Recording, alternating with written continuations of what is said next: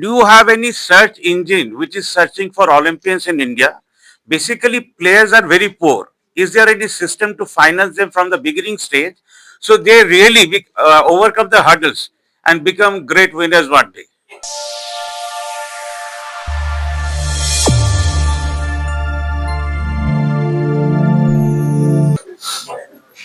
Actually, this is a very sad story about our sports administration in India.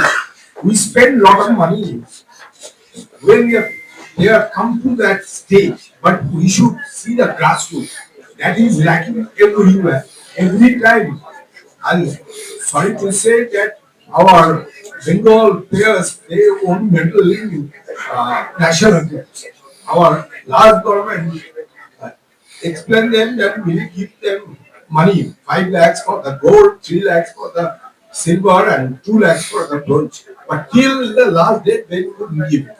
Now I want to tell you, picking up on your question, sir, I want to tell you a little bit about, there's one village, 45 minutes from Siliguri. It's on a tea plant. It's, maybe not a place that was that very well known, but it's somewhere that this charity decided to start an outreach branch some years ago. There, in that particular place, rugby really took off. Boys and girls came to play, but it was the girls that really embraced it, really excelled. And to my knowledge, to this day, not less than 7 international women for India have come out of that one village. Wow. So in terms of reaching people who have almost no hope, destined to work on a tea estate for their life, plucking or working in factories, this is an example of what is possible with the right type of administration. Look at that model and replicate it, and you won't go far wrong. Thank you, sir, for this right reply.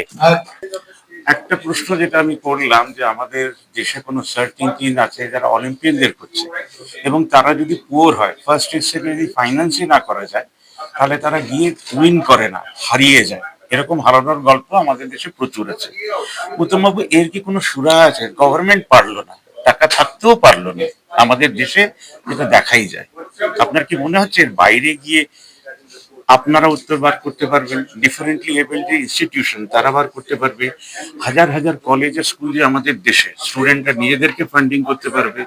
নিজেদের স্কুলে বা কলেজে কিছু banking system করলো যেখান থেকে future ভবিষ্যতের প্লেয়ার্সদেরকে funding করা যাবে, প্রতি মাসে কম্পিটিশন করা যাবে। এরকম কিছু স্বপ্ন কি আছে? প্রথমত আপনাকে ধন্যবাদ জানাচ্ছি, ভীষণ ভালো প্রশ্নটা আপনি আমাকে করেছেন। সত্যি যে আমাদের যা অর্থনৈতিক অবস্থা তার মধ্যে এই মানে গভর্নমেন্ট রিচ কিন্তু প্লেয়াররা একদমই তাই। আমাদের পুয়ার প্লেয়াররা, আমি আমার সেক্টর থেকে বলতে পারি ক্রিকেটে এত ভালো প্লেয়ার আছে যাদের আর্থিক অভাবের জন্য তারা হারিয়ে গেছে, এবং তাদের যখন আমরা মনে করুন ডাকছি তারা বলছে দাদা আমি সংসারে টাকা দেবো না খেলবো।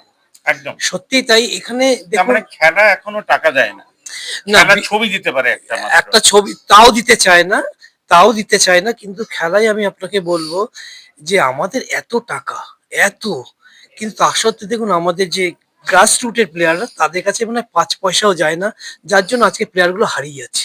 এত ভালো কোয়ালিটি থাকতেও তারা হারিয়ে যাচ্ছে। আপনারা কোনোদিন কারোর মতন কিন্তু রাস্তায় নামেননি, মানে sports person all over India একদিন রাস্তায় নেবে তাদের ডিমান্ড প্লেস করছে, সেটা কিন্তু হয়নি আজ অব্দি। অলরেডি আমি আপনাকে বলতে পারি আমাদের ফিজিক্যালি চ্যালেঞ্জেই একটা আমাদের সংস্থা বেরিয়েছিল, সেটা খেলাধুলোর জন্য না, এটা বলা হয়েছিল যে ফিজিক্যালি চ্যালেঞ্জদের যে সরকারি ভাতা দেওয়া হয় 1500 1000 সেটাকে 5000 করাতে হবে। কিন্তু সেটাও অনেকদিন হলো, তার কোনো উচ্চবাচ্য আমরা এখনো পাচ্ছি না। তাহলে আপনি এর থেকেই ভাবতে পারেন যে আমাদের নর্মাল লোকরাই পায় না, আমাদের ফিজিক্যালটা আরো বঞ্চিত। আমরা স্বাধীনতার অন্ধকারকে আমরা দেখতে পাচ্ছি। 15th আগস্ট আসছে, কোনো গুড নিউজ দিতে চাইবেন বা করতে চাইবেন? দেখুন স্বাধীনতা তো এরকম প্রত্যেক বছরই একবার করে আসে, এবং প্রত্যেকবারই এরকম আশা নিয়ে আমরা বসে থাকি। এবং শুধু এটাই নয়, আমরা ভাবি এই সরকার চেঞ্জ হলে ওই সরকার আসলে হয়তো আমাদের আরো কিছু করবে। সত্যি কথা বলতে সরকার কিছু করার মানসিকতাও নেই তাদের মধ্যে, যে করব সেটাও নেই আর করবেন না। আর আমরা ধরে নিচ্ছি, দেখুন আমি আমার দিক, আমি খালি একটা কথা বলে দিই, পেছনে Rabindranath where the head is held high, সেরকম হবার কিছু নয়। আপনি কি করতে পারবেন? হ্যাঁ, আমি দেখুন, আমি আমার দিক দিয়ে যতটুকু পারি, আমার যদি কোনো ওয়েল উইশার থাকে না, আছে কিছু, তাদের কাছ থেকে আমি ডোনেশন হিসাবে কিছু নিই। আমার যে পুয়ার ছেলেরা আছে তাদের আমি চেষ্টা করি যতটা হেল্প করার। এটা অতি সামান্য, কিন্তু এটা এটাতে হিসাব- সমস্যার সমাধান হবে একদমই না। সমস্যার সমাধান করতে হলে আমাদের আরো বড় বড় দিকে হাত বাড়াতে হবে, বড় বড় দিকে যেতে, কিন্তু সেটাও অলিক কল্পনা। আমি এই জায়গাটাতেই ঢুকতে চাইছি, খবর কাগজ ব্যাংক। আমি চাইছি ওনারা, আইডিয়াটা আমার, স্কুলে একটা করে বাক্স রাখুন, পুরোনো খবরের কাগজ, খাতা, বই মাসিক জমা করুন, সেইটাকে বিক্রি করে যে ফান্ডটা হয় সেটা ওনাদেরকে ট্রান্সফার করুন। ঠিক ইন্টারভিউতে জিজ্ঞেস করছি, উনি যদি অ্যালাউ করেন ওনার নাম্বারটা, তাহলে আমি নিউজে ওনার নাম্বারটা দেবো। আমি চাইবো যে আপনারা ওনাদেরকে কন্ট্যাক্ট করুন, তাহলে 1000-2000 স্কুল 10,000 টাকাও যদি জেনারেট করে, তাহলে এই যে জিনিসটা তৈরি হবে, এটাকে ইকোনমিক ড্রিভেন একটা ড্রাইভ দেওয়া হবে, যেখানে স্পোর্টসের পাশে আমরা দাঁড়াতে পারবো। আর শুধু ক্রিকেট, শুধু ফুটবল, শুধু রাগবি নয়, ডিফারেন্টলি যে কটা খেলা যায়, সবকিছুর জন্য আমাদের দেশের স্টুডেন্টরা, আই লিডের স্টুডেন্টরা নয়, সব জায়গায় স্টুডেন্টরা দাঁড়াতে পারবে। এবারে আমি একটা কথা বলবো, দেখুন, কোনো কিছু করার জন্য তার সদিচ্ছা থাকা দরকার।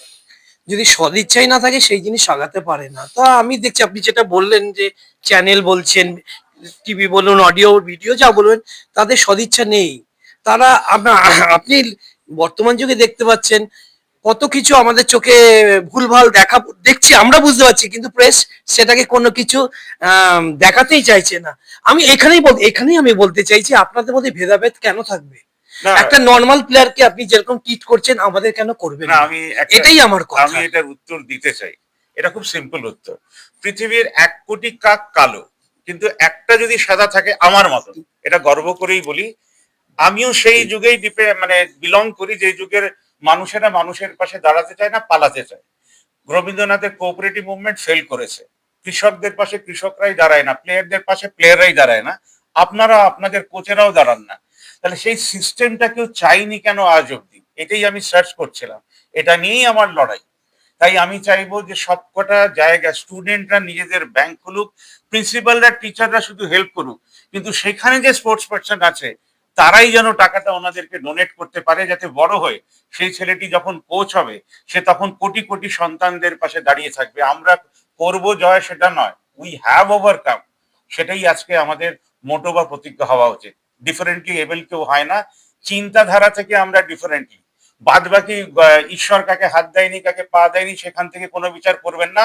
আপনি কোটিপতি হয়েও কারোর কাজে লাগবেন না, তাহলে আপনি ডিফারেন্টলি এবল, ওনারা নন। আপনার নামটা সবার জন্য একটু যদি বলে দেন।